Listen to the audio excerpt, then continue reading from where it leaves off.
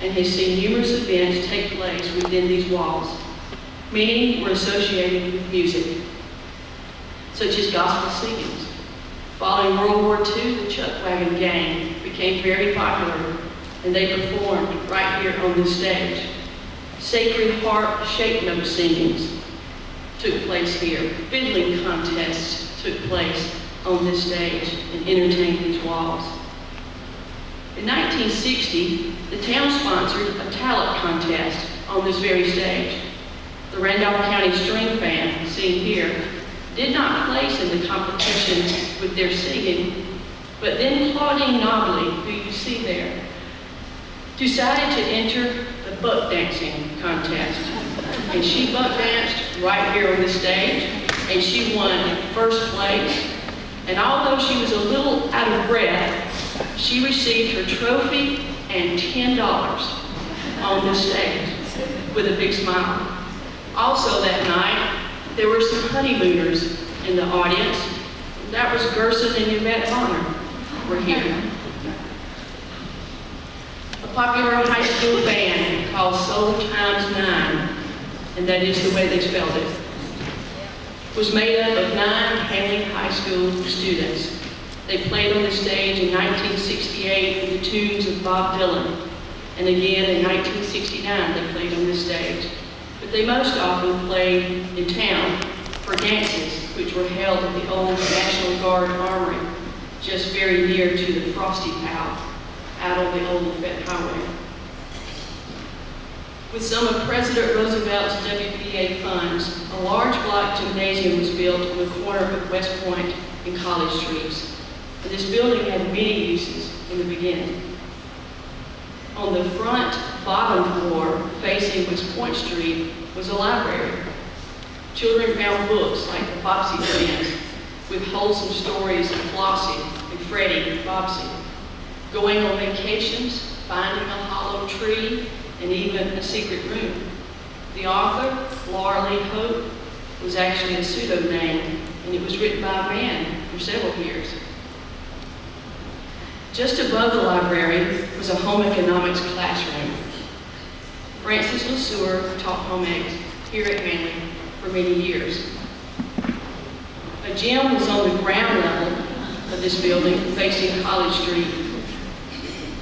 A good-looking, blue-eyed man with a degree from Jacksonville State University came to teach athletics. His name was Coach Hewley Morris, Jr., a Roanoke boy. Downstairs under the gym was a large pool for swimming and exercise. And around the time of 1947, a horrible accident took place when student Milford Hodges jumped into the pool, hit his head, and he became paralyzed from the waist down. He had formed an orchestra consisting of several Hanley students, and they still traveled and played. And just recently, band member Idas Hurd, who is in the picture in the front row, said, well, we just picked Milford up and took him inside where we were to play, and we just carried on. Luther L. James served as superintendent for 38 years. He oversaw the building of the auditorium, gymnasium, the Hanley Elementary School also. He implemented the vocational classes such as home economics, industrial arts, and typing classes. He added football to the sports, aren't we glad?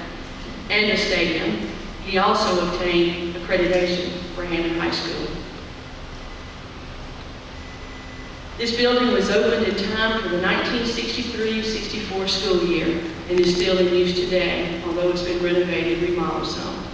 The Carlisle home, which formerly sat on the property, was bought and moved to Albany, Georgia.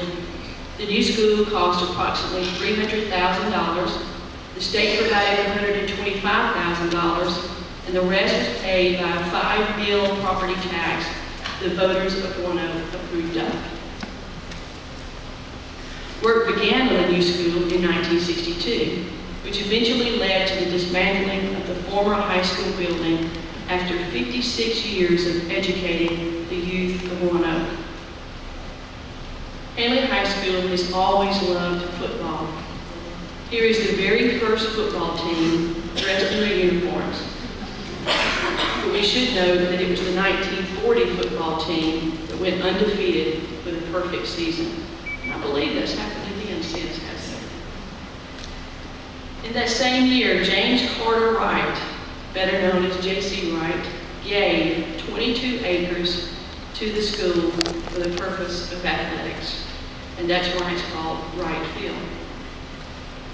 In 1922, Hanley had their very first baseball team, and here they're shown with Coach Yarker. Others who contribute to the success of Hanley High School certainly are the janitors, the maintenance people, the yard people, groundskeepers. Here stands Ethel Gunn and Layman Staples. No doubt there are several in this room that remember Mr. Staples, and you remember that he had a limp. Mr. Staples calls this building, the auditorium, his auditorium, because he helped lay the bricks to build it. The reason he had the bad limp was a result of having to carry a piano down the front steps of the auditorium. He was on the lower end, and when the other guy dropped his end, Mr. Staples caught the piano with his body weight and experienced an injury that caused the limp from then on. And what would a school do without lunchroom workers? You see the hands there at the bottom of Miss Ruth Watkins, who made yeast rolls for us for about 25 years in the lunchroom. She passed away about 8 weeks ago at the age of 95. Bookkeepers like Mrs. McKinney, who's still here.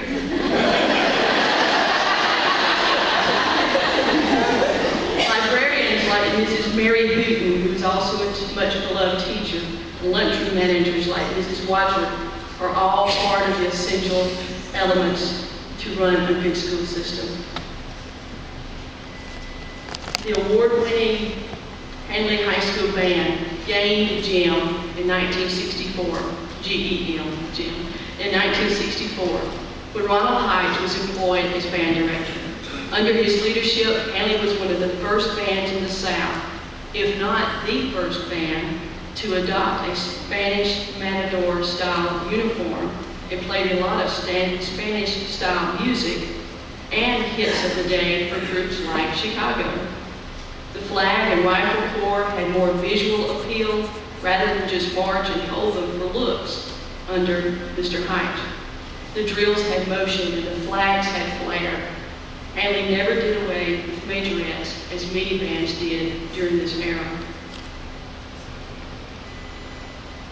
But there were other schools that merged with Hanley High School, which makes up the Roanoke City school system.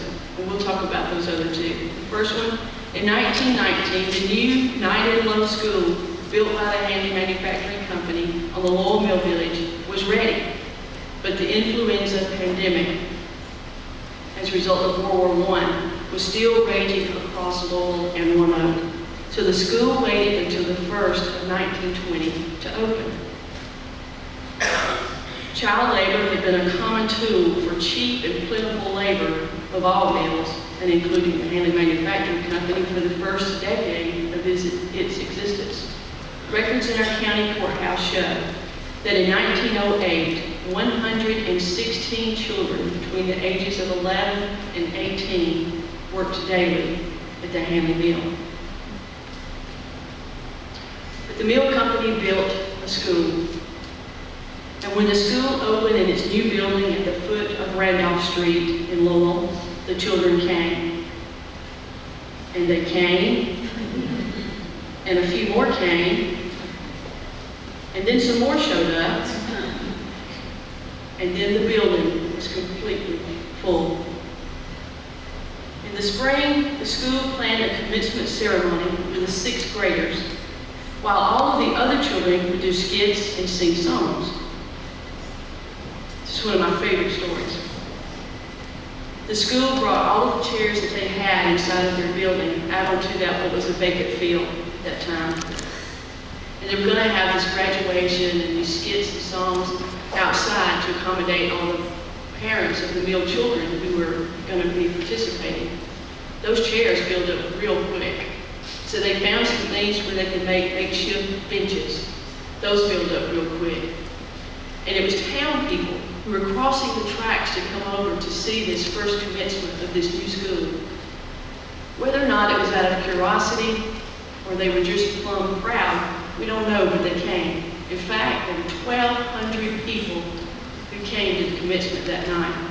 And as they kept coming, the mill people saw that they needed a place to sit. They ran to their houses on Piedmont Street, Randolph Street, Park Avenue, Morgan Street. They grabbed the chairs out of their houses, whatever kind they had. They brought those and set them up. And eventually people in the very back were just parking their cars and sitting on top of their cars to see this commencement.